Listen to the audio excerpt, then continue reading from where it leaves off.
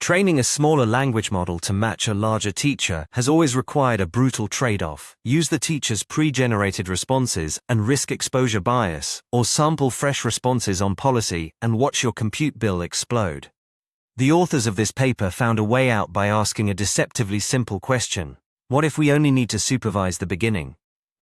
On-policy distillation solves exposure bias by letting the student learn from its own generated trajectories, receiving dense token-level feedback from the teacher. But there's a cost. Every training step requires generating complete responses, and for reasoning tasks with long chains of thought, that cost becomes unsustainable. The breakthrough came from recognizing where the learning signal actually lives. The authors discovered that aligning the first few tokens of a response can guide the entire generation toward correctness.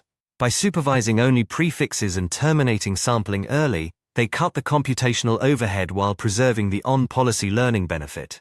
A scheduled increase in prefix length ensures the student progressively learns longer horizon reasoning. The contrast is stark. While traditional on-policy distillation supervises every token in lengthy responses, prefix distillation focuses feedback on where it matters most. The result is a method that preserves learning quality while slashing computational requirements by up to 47 times. The authors validated their approach on mathematical reasoning tasks and beyond. Prefix on-policy distillation matched the performance of full on-policy methods while delivering computational savings that make the technique practical for real-world deployment, even in resource-constrained environments. But the method isn't without trade-offs. Very short prefixes risk under-supervising the tail of responses, which could matter for safety-critical applications. Yet the efficiency gains democratize on-policy distillation, and future work on adaptive scheduling could refine when and how much supervision each segment of a response receives. This work does more than accelerate a training technique. It reveals that the architecture of reasoning in language models front-loads critical decisions into early tokens, and that insight reshapes how we think about supervision efficiency.